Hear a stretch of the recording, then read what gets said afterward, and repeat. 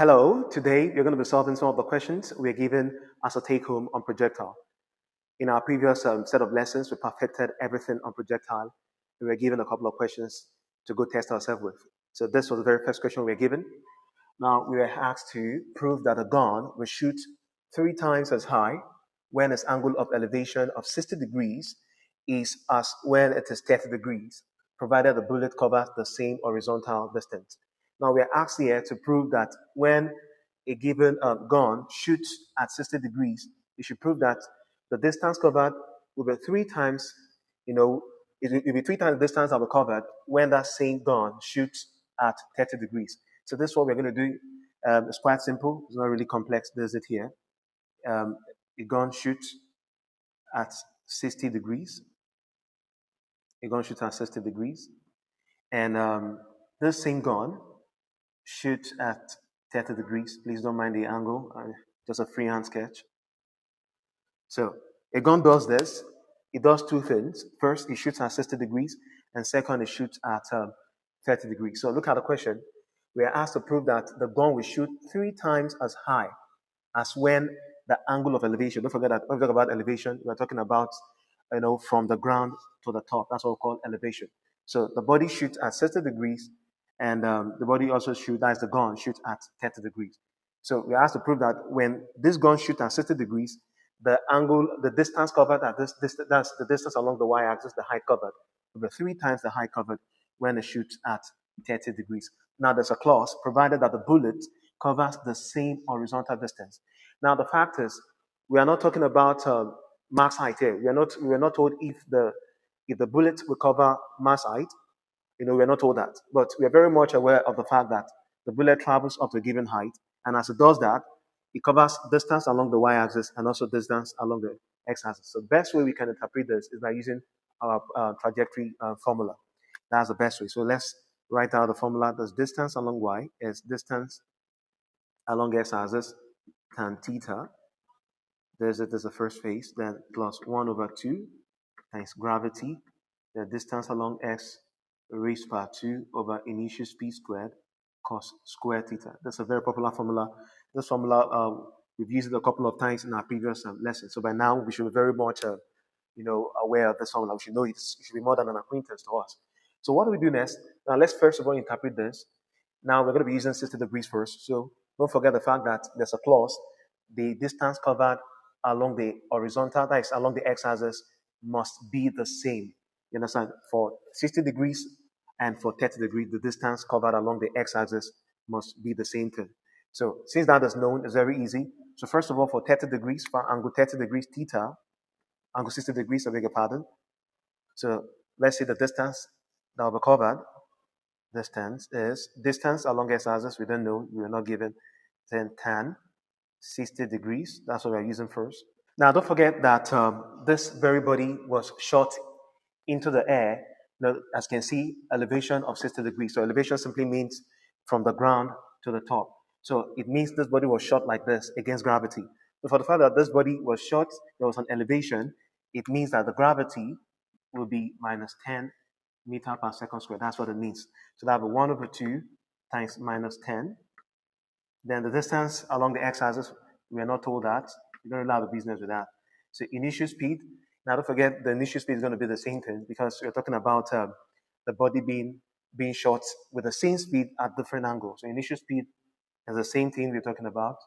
Then the angle is 60 degrees, that's cos 60 degrees raised to power 2. So that's what we have. We have everything set out here. So what do we have? Distance along the y-axis. So distance along the x-axis. What's tan 60? Tan 60 is, when we talk about tan 60 is root 3 over 1. That's tan 60. You can use a calculator for that. Then plus 2 over 1, 2 over 5. That's minus 5. So distance along the x-axis raised by 2 over u squared times, what do we have? Cos 60. Cos 60 is 1 over 2. 1 over 2 raised by 2 is 1 over 4. So what do we have? We have distance along the y-axis, which is root 3. Distance along x-axis, that's minus 5. Then we have distance along the x-axis raised by 2 over u squared. This 4 here goes up, times 4 over 1. So we've almost gotten what we want. So we're going to take off this very top. Don't forget that we are still using 60 degrees to solve. We're asked to prove. We're asked to prove that the gun shooting at 60 degrees, the distance covered along the y-axis will be 3 times the distance covered when it's being shot at 30 degrees. So what do we have? This distance along the y-axis. So with 3 distance along x minus, what do we have? 5 times 4 is 20. 20 distance along x-axis squared over initial speed raised to power 2. So this is what we have at what? At angle 60 degrees. This is what we have at angle 60 degrees. So the next thing we're going to do now is that we're going to be solving for the same distance covered along y-axis at angle 30 degrees. So that's the next thing we're going to be doing. So we're done with 60 degrees. So it's high time we solved for angle 30 degrees. Don't forget, we're still going to be using the same formula for trajectory. The same formula, very important. So for angle 30 degrees, let me just start from here, angle 30 degrees. So don't forget, distance is, along y-axis is distance along s tan theta, then plus 1 over 2 gravity, distance along s-axis squared over u squared cos squared theta.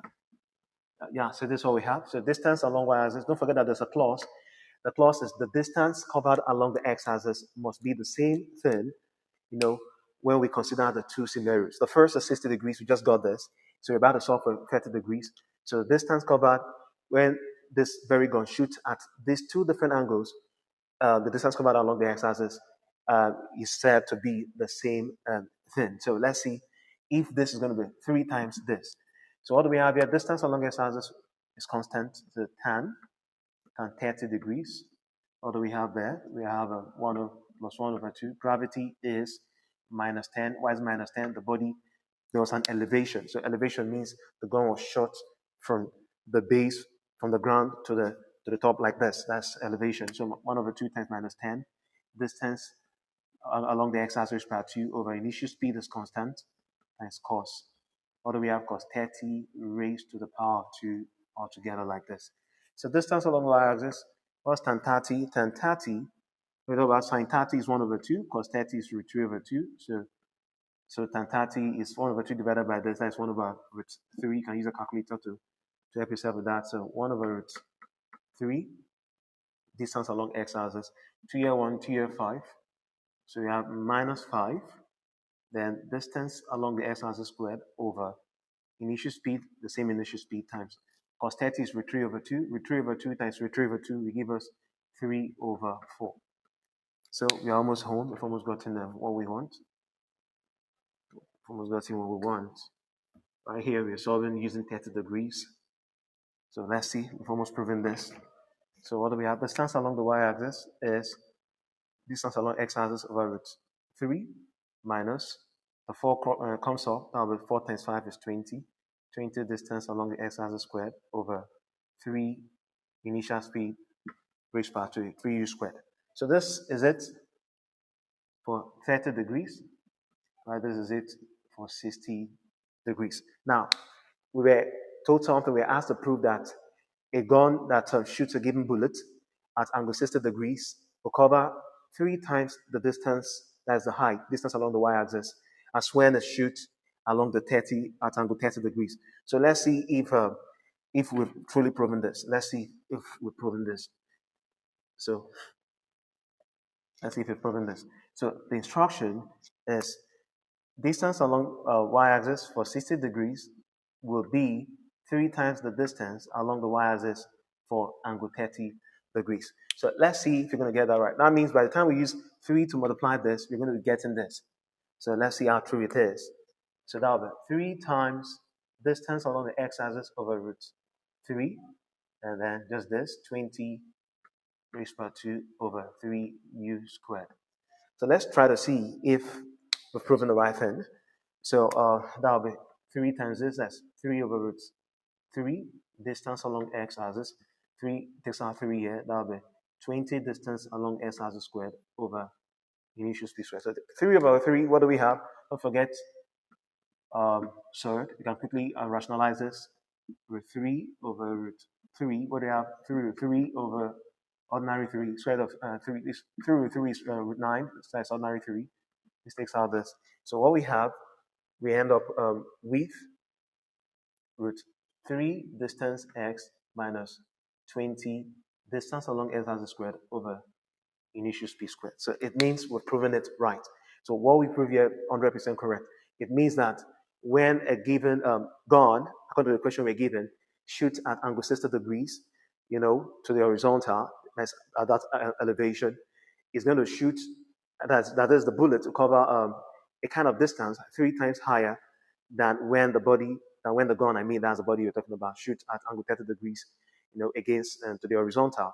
So it's just as simple as that. We've proven that already. So that's that for the very first question. You can see how easy it is. So watch out for the very second question.